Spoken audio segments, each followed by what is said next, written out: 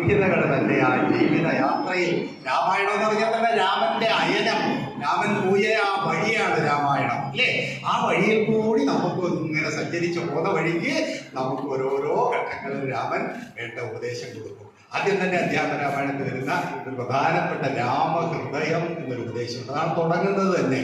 അതായത് ഈ ലങ്ക രാവണ യുദ്ധമൊക്കെ കഴിഞ്ഞു, രാവണനെ കീഴ്പ്പെടുത്തി രാമൻ തിരിച്ച് അയോധ്യയിൽ വന്നു കോസല രാജ്യത്തിന്റെ അധിപതിയായിട്ടിരിക്കുന്നു. ആ സമയത്ത് വിഭീഷണനും സുഗ്രീവനും അതുപോലെ തന്നെ ഈ വാനരാദികളൊക്കെ ഉണ്ട്.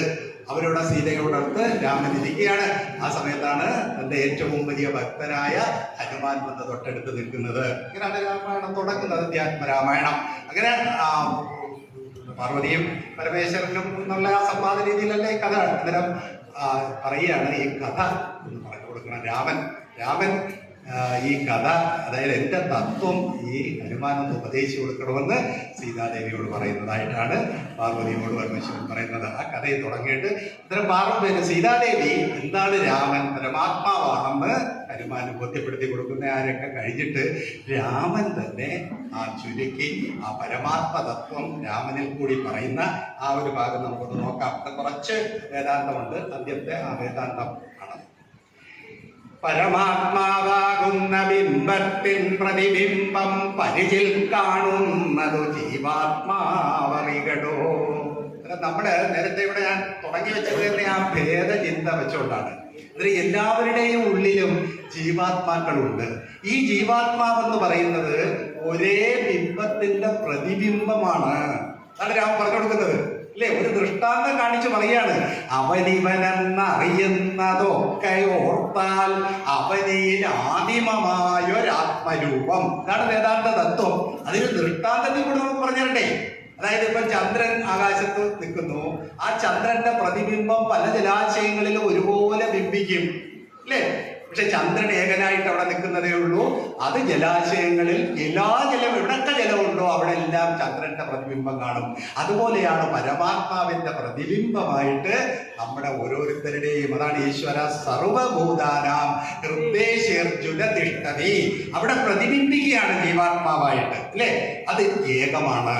അതാണ് ശ്രീനാരായണ ഗുരു പറഞ്ഞത്: അഹമഹമെന്നറിയുന്നതൊക്കെയോ ഓർത്താൽ അഹമഹമെന്നറിയുന്നതൊക്കെ ഏകം തന്നെയാണ്. ഓരോരുത്തരും അഹം അഹം ഞാൻ എന്ന് പറയുന്നത് ഏകമാണ്.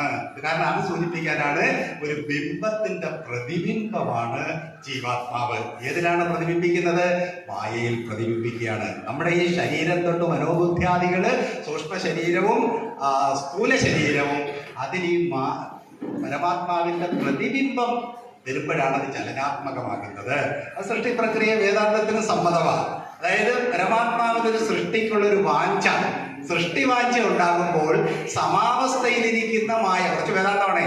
ഈ മായ എന്ന് പറയുന്നത് സത്വരജതമോ ഗുണിയാണ്, ഗുണങ്ങൾ ചേർന്നാണ്. മമമായ ഗുണമയീ മമമായ എന്ന് ഭഗവാൻ പറയും. അതായത് ഗുണം ചേർന്നതാണ്. 3 ഗുണങ്ങളേ ഉള്ളൂ.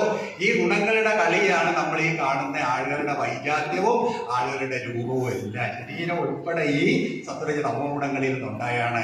അതിൽ പ്രതിബിംബിക്കുന്നതാണ്. അതെല്ലാം നമ്മുടെ ഓരോരുത്തരുടെയും ശരീരം എടുത്താൽ ജീവനില്ലാത്ത ഭാഗങ്ങളുണ്ടോ? അതിനിപ്പോ എവിടെയും ഉണ്ടല്ലോ. ഒരു നഖത്തെ തൊട്ട് നോക്കിയാലും നമുക്ക് ആ ജീവാത്മ ഭാവം കാണാം.